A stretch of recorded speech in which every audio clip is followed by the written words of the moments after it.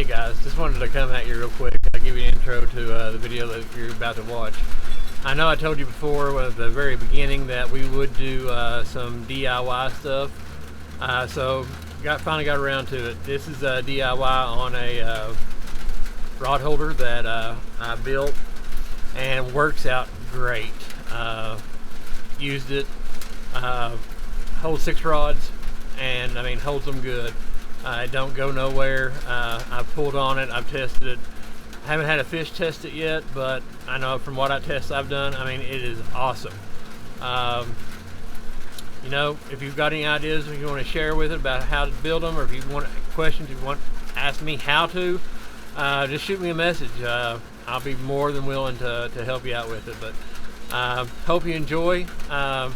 This may be a day that you get a twofer, because this is going to be uploaded on a Friday, and we've got our fish ready to go to film for Friday, so you may get 2 today. Let's just see if we can get it edited. You know, enjoy.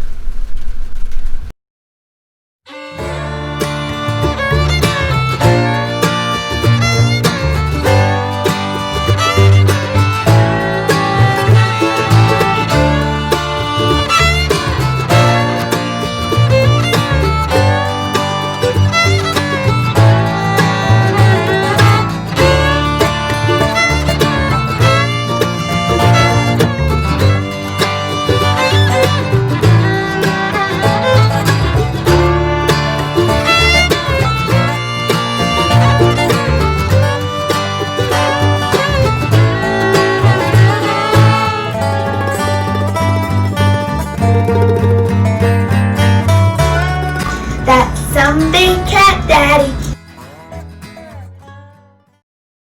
Hey there, budget catfishers. Today we're working on a project. I told you that we were going to do some DIY stuff about your rod holders. So today I found a new design. It's actually going to hold probably 4 or 5, possibly even 6 rods when it's done. So we're going to try to build it. Keyword is try to build it.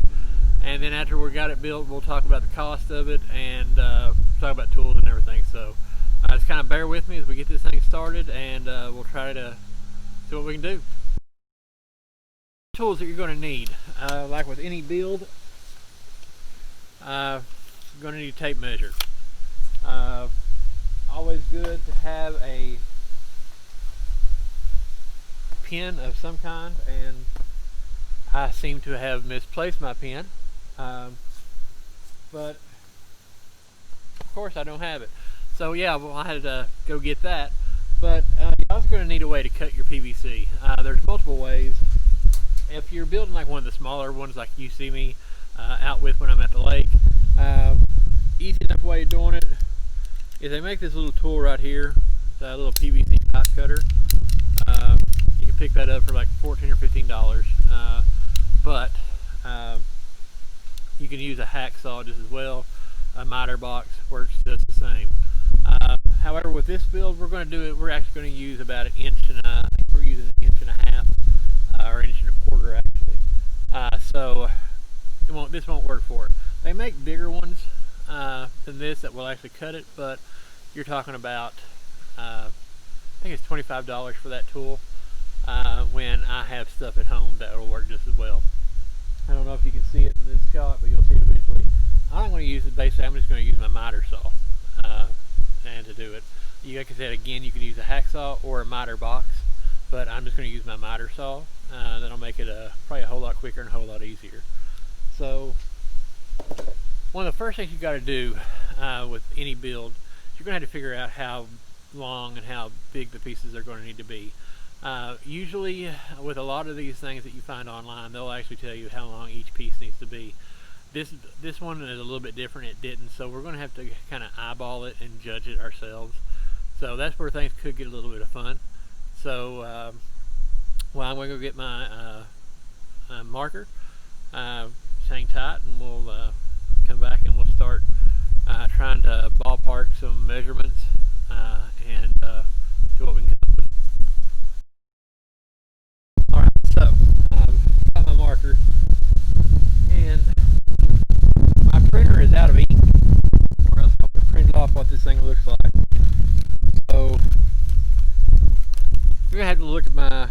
diagram that I'm working off from. And keep in mind, I was not an artist, but that is pretty much what we're looking at it kind of ultimately looking like. So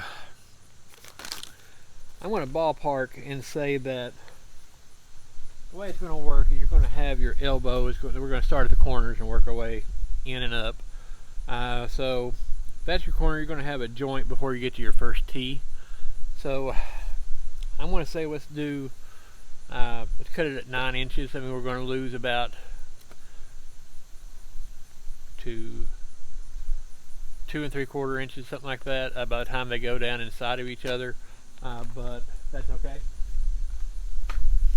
So I went ahead and I've already made my mark for my first one, so let's give it a cut.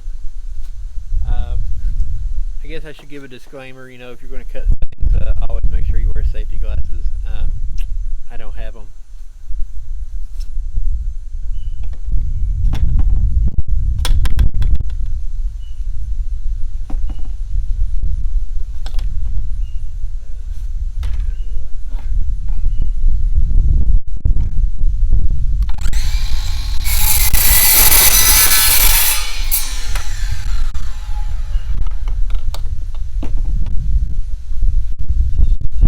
One good thing about doing the saw is you get relatively straight cuts. Happy with that. So I was going to use this one for my next mark.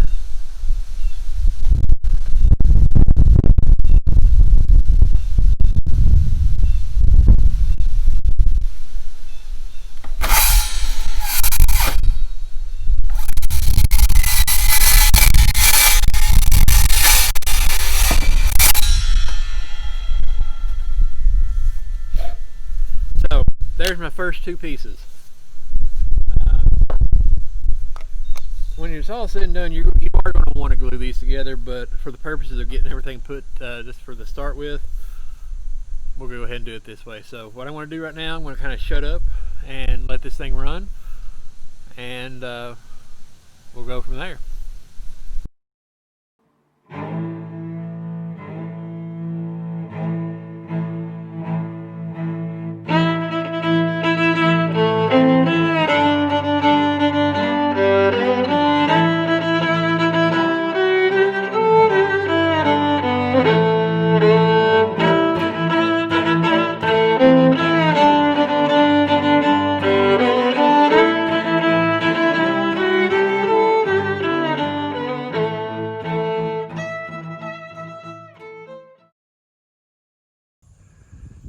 And that is somewhat what the finished product is going to look like. I haven't got anything glued together. It's actually pretty tight right there. I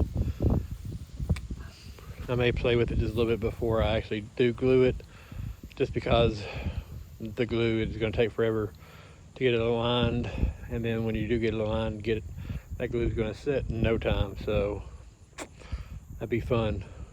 But yeah, so that's what it's going to look like. The legs may be a little bit long. I don't know. That's something we can play with as we try it out. But yeah, that is it. I have no scrap left over from it. So we'll talk about the cost here in a little bit. So let's talk about the cost of this thing. I just went to Lowe's this morning and got the stuff to build it with, because I had nothing. I didn't have the glue. I didn't have none of the pieces or anything, and everything came out to being like $43. A lot of people who build these things, especially if they're building them on a budget, they'll have some of this stuff laying around, or they'll have the glue at least. Any true good redneck should have PVC glue. Maybe I'm not a good true redneck, I don't know. But no, I have no PVC glue. With that being said, if you take that off, I think that was like $8. So take the PVC glue off, you're looking at like 35 bucks. 35 bucks gives you a rod holder. It's going to hold 6 rods. It's going to be a pretty sturdy rod holder too. Matter of fact, I can lock that thing down if I wanted to right now where it's at. And yeah, it wouldn't go nowhere.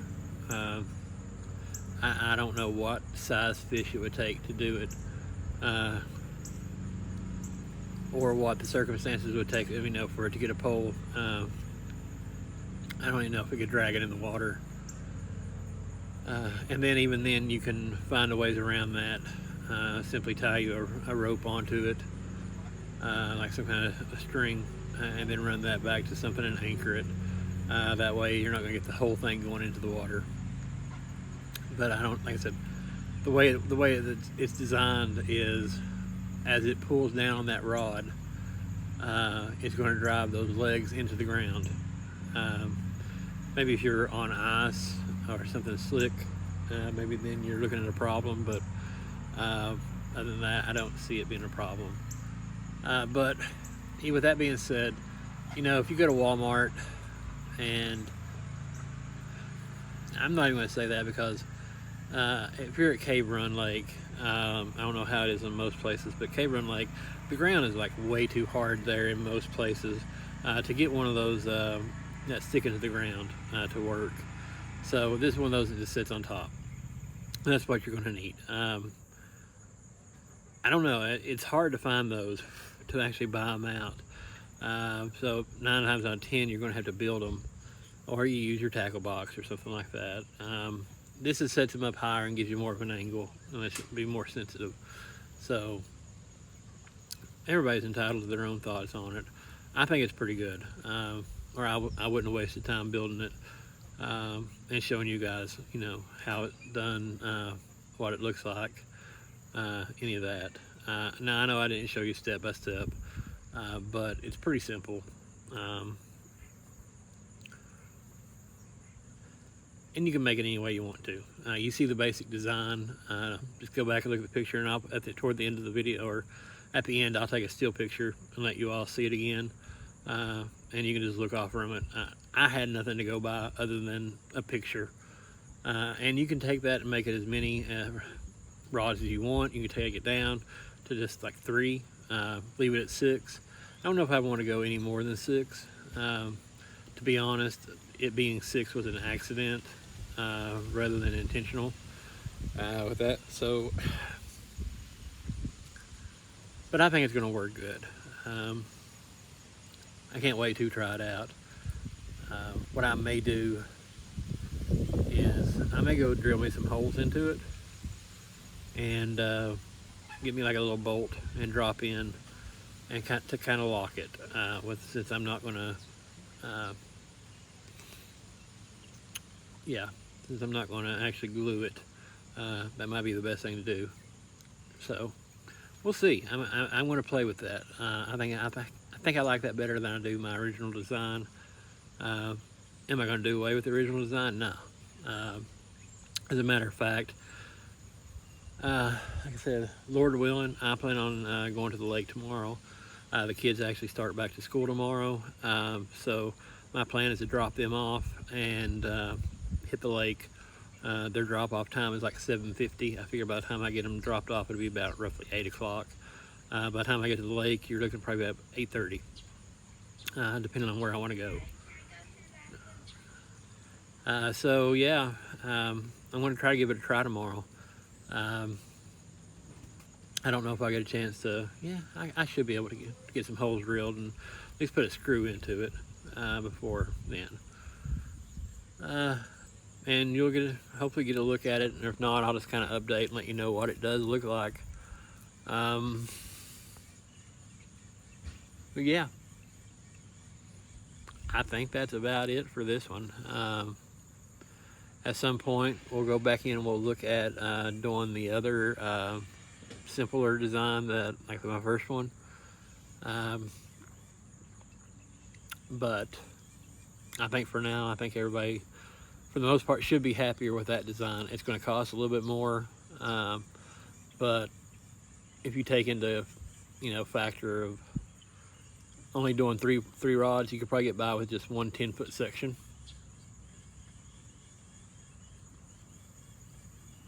Yeah, maybe one 10-foot section. And you can also cut things down a little bit more than what I done. I know some of my stuff is overkill there, but you know me, sometimes I am overkill. Like tomorrow, I plan on probably having 4, 7, 8 or 9 rods out in the water at one time. Like I said, guys, I mean, it's getting pretty bad. I haven't caught a fish in I don't know how long. I have got a couple bites, but that's about it. So I'm getting pretty desperate. So I'm going to throw everything. I've done some research to see what, are supposed to be the best fall catfish baits. So I'm going to go try that. I'll let you know how that works out for me. If the next video you see as me catching a fish, you know it works. If it don't, you'll hear me say yet another trip to the lake without anything. So, but yeah, that's it. I'm going to wrap it up. I'll end this video. Before we get to whatever, I'll give you a good look at what the final design looks like. And that way you can try to build one on your own. Guys, if you try to build one and you have any questions or anything, just give me a shout out. Let me know. I still do ask if you would share this with people. I appreciate those that have subscribed, but if you could get the word out there. I enjoy making these, so I will continue on doing it.